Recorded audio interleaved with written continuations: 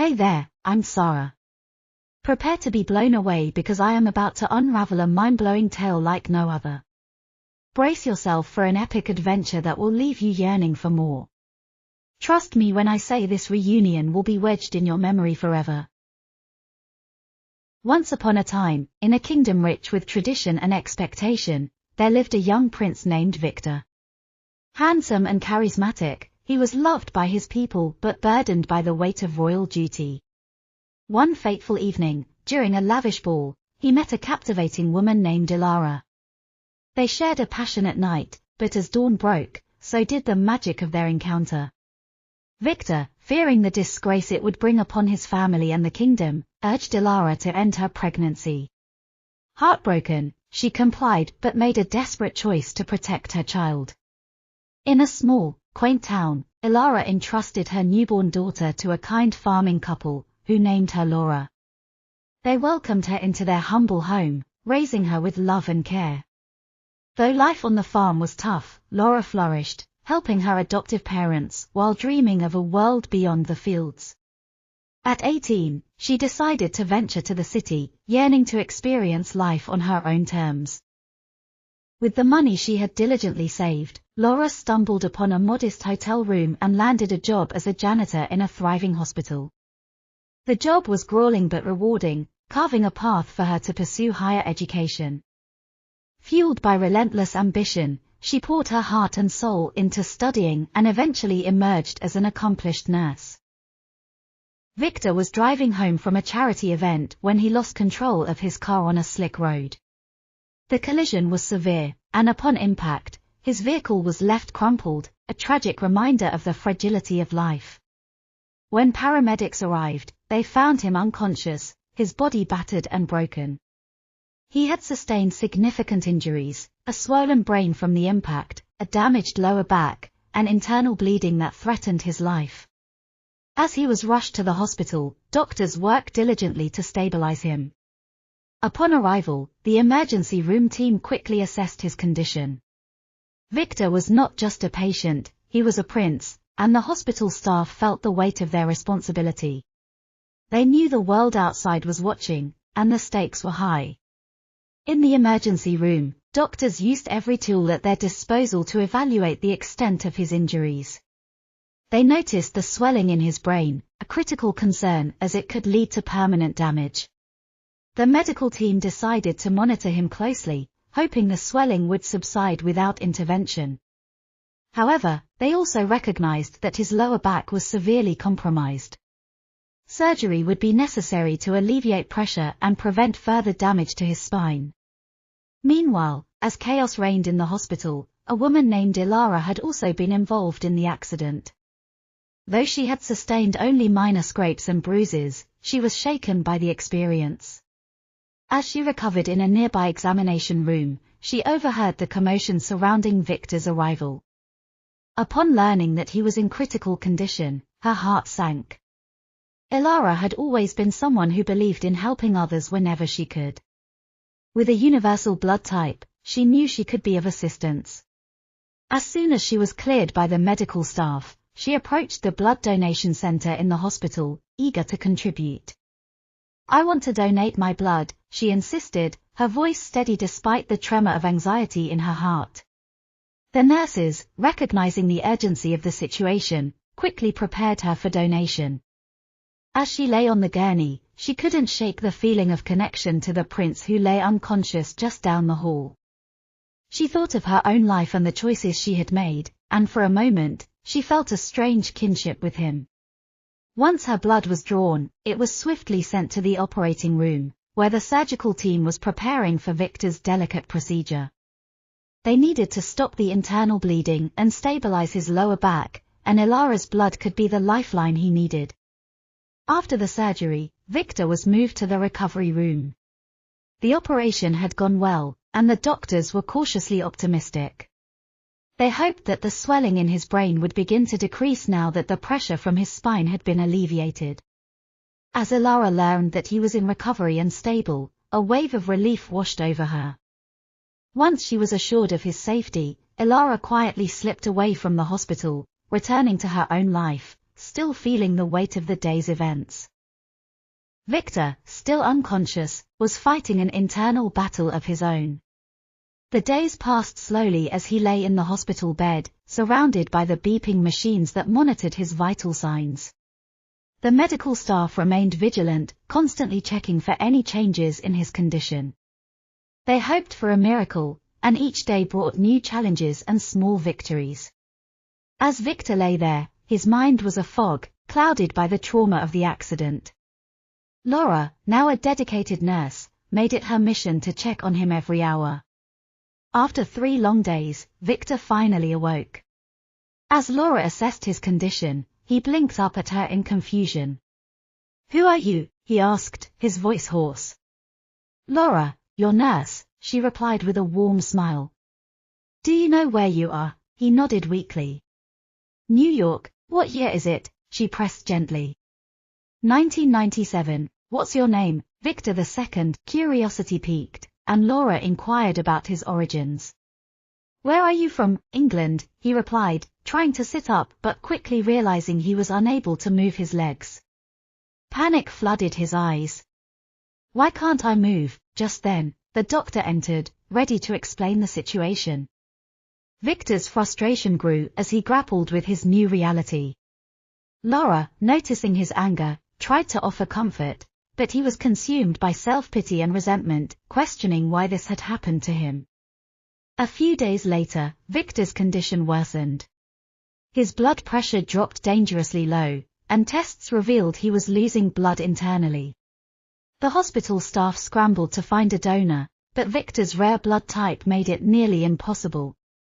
Desperate to help, Lora stepped forward and offered her blood, only to learn that she was a perfect match. The operation was a success, and Victor began to recover.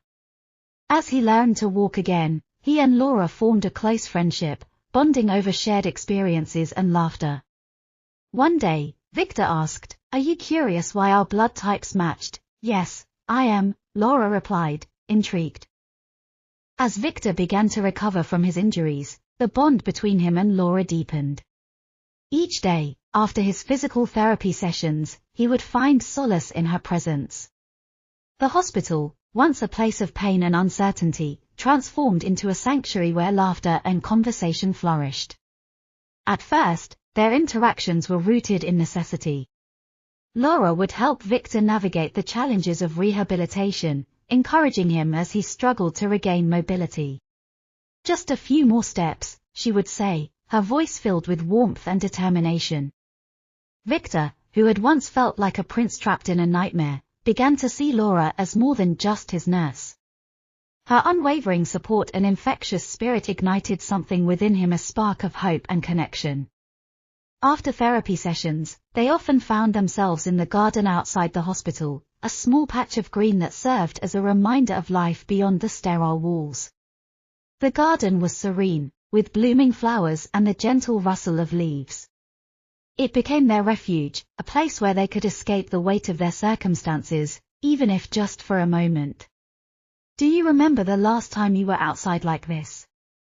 Lora asked one afternoon, her voice light and playful as they sat on a bench. Victor chuckled, shaking his head. "I honestly can't. It feels like a lifetime ago." As the weeks passed, their conversations flowed effortlessly. They shared stories about their pasts. Lora spoke of her idyllic life on the farm, the joy of planting seeds, and watching them grow. Victor, in turn, recounted tales of royal events and his dreams of making a difference in his kingdom. He admired Lora's resilience and the way she approached life with an open heart. One sunny afternoon, while they sat together in the garden, Lora caught Victor gazing at her. The intensity of his gaze sent a flutter through her chest. "What?" she asked, a teasing smile on her lips. You're incredible, you know that?" Victor replied, his voice earnest. "I don't think I would have made it through this without you." Her cheeks flushed at the compliment.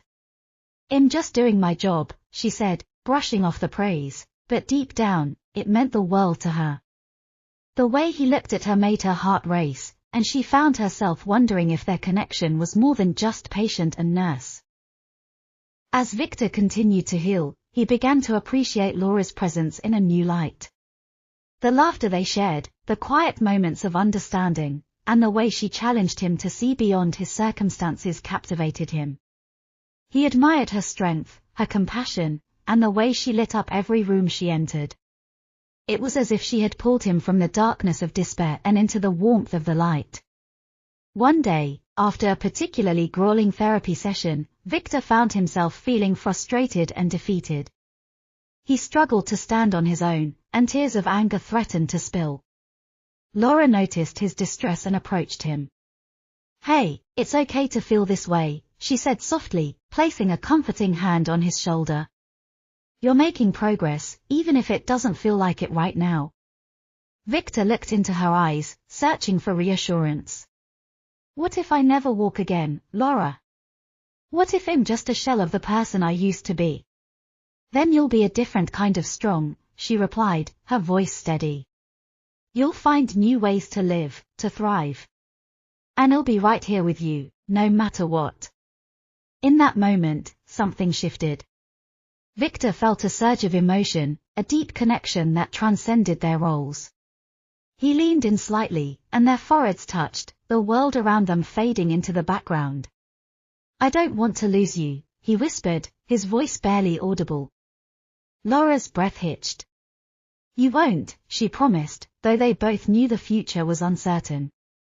The air was thick with unspoken words, and they lingered in the moment a heartbeat longer, both acutely aware of the magnetic pull between them. As the days turned into weeks, the garden became their secret haven, a place where they could shed the weight of their realities and explore the budding feelings that tied them together. They laughed, shared dreams, and nurtured a bond that felt both exhilarating and terrifying. One evening, as the sun dipped below the horizon, casting a golden hue over the garden, Victor turned to Lora, his heart pounding.